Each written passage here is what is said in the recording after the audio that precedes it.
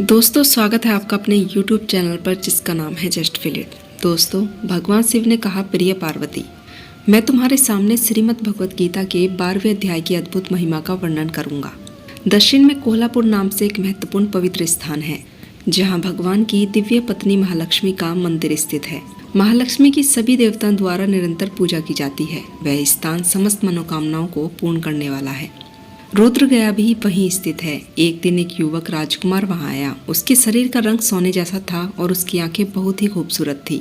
उसके कंधे बहुत मजबूत थे और छाती चौड़ी थी। उसकी दोनों भुजाएं लंबी और बहुत मजबूत थी।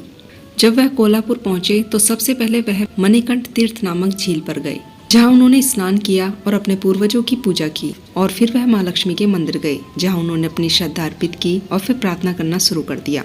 हे देवी, जिसका हृदय दया से भरा है, जिसकी तीनों लोकों में पूजा होती है और जो सभी भाग्य और धन की दाता है, सृष्टि की जननी है, समस्त जीवों के आश्रय, आपकी जय हो। हे समस्त मनोकामनाओं को पूर्ण करने वाली, आप भगवान अच्युत की अद्भुत शक्ति हैं, जो तीनों लोकों का पालन करते हैं। आप सर्वोच्चम देवी हैं।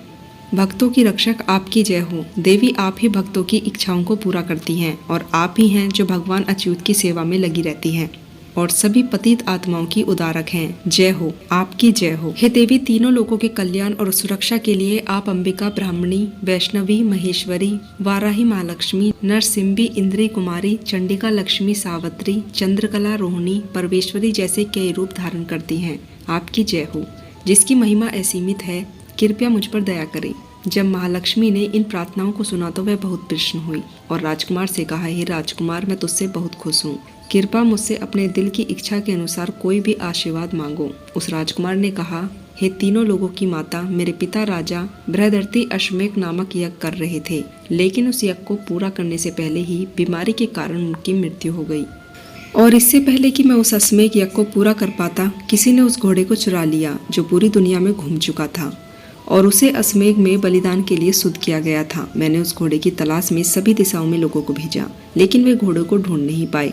तब पुजारी से अनुमति ली और मैं यहाँ आकर अपनी सहायता के लिए प्रार्थना करने लगा। और यदि आप मुझ पर प्रसन्न हैं तो कृपा करके मुझे बताइए कि मैं उस घोड़े को कैसे वापस पा सकता हूँ और अग्नि यज्ञ पूरा कर सकता हूँ और किस तरह अपने पिता की इच्छा पूरी कर सकता हूँ। महालक्ष्मी ने कहा, हे महान राजकुमार, मेरे मंदिर के द्वार पर एक अत्यंत श्रेष्ठ ब्राह्मण रहते हैं जो सिद्ध समाधि के नाम से जाने जाते हैं। वह तुम्हारी इच्छा पूर्ति करने में सक्षम होंगे।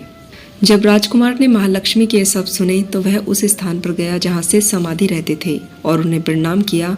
प्रणाम करने के बाद वह सिद्ध समाधि के सामने हाथ जोड़कर चुपचाप खड़े हो गए। तब सिद्ध समाधि ने कहा कि तुम्हें माँ लक्ष्मी ने यहाँ भेजा है, इसलिए मैं तुम्हारी इच्छा पूरी करूँगा। फिर मंत्रों का जप करते हुए सिद्ध समाधि ने सभी देवताओं को अपने सामने लाया। उस समय राजकुमार ने देखा कि सभी देवता सिद्ध समाधि के सामने खड़े हैं और उनके निर्देश की प्रतीक्षा कर रहे हैं।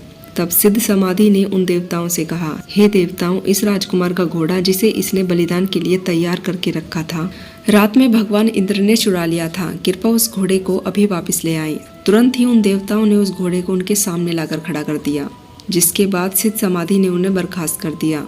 जब राजकुमार ने यह अद्भुत घटनाएं देखी तो वह सिद्ध समाधि के चरणों में गिर गए और उनसे पूछताछ करने लगे।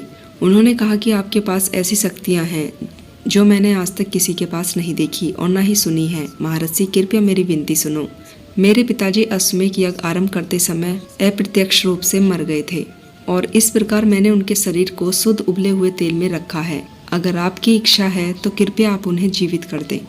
यह सुनकर सिद्ध समाधि थोड़ा हंसे और फिर बोले, चलो उस स्थान पर चलते हैं जहाँ तुमने अपने पिता का शव रखा है। जब वे उस स्थान पर पहुंचे तो सिद्ध समाधि ने अपने हाथ में कुछ पानी लिया और कुछ मंत्रों का जप करते हुए उन्होंने राजा के मृत शरीर के ऊपर पानी के छींटे दिए। जैसे ही उस पानी ने उनके सर को छुआ, राजा उठकर बैठ गए और सिद्ध समाधि से पूछा, हे महान भक्त, आप कौन हैं?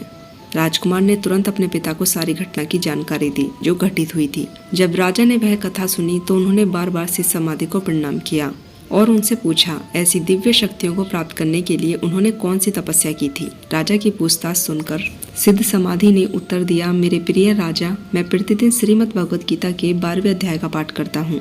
उस महान भक्त के इन शब्दों को सुनकर राजा ने सिद्ध समाधि से श्रीमद् भगवत गीता के 12वें अध्याय का ज्ञान प्राप्त किया समय के साथ राजा और उसके पुत्र दोनों को भगवान कृष्ण के चरण कमल प्राप्त हुए। कई अन्य व्यक्तियों ने प्रतिदिन श्रीमद् भगवत गीता के 12वें अध्याय का पाठ करके सर्वोच्चम लक्ष्य भगवान कृष्ण के चरण कमलों की भक्ति प्राप्त की। दोस्तों, आपको श्रीमद् भगवत गीता का 12वां अध्याय कैसा लगा? अगर आपको यह जानकारी पसंद आई हो तो चैनल से जुड़े रहने के लिए चैनल को सब्सक्राइब करें और मोटिवेट करने के लिए वीडियो को लाइक करें। तो दोस्तों, मिलती हूँ कल श्रीमद् भगवत गीता के 13वें अध्याय के साथ। तब तक के लिए आप अपना ध्यान रखें, खुश रहें। जय सनातन, जय श्री राम।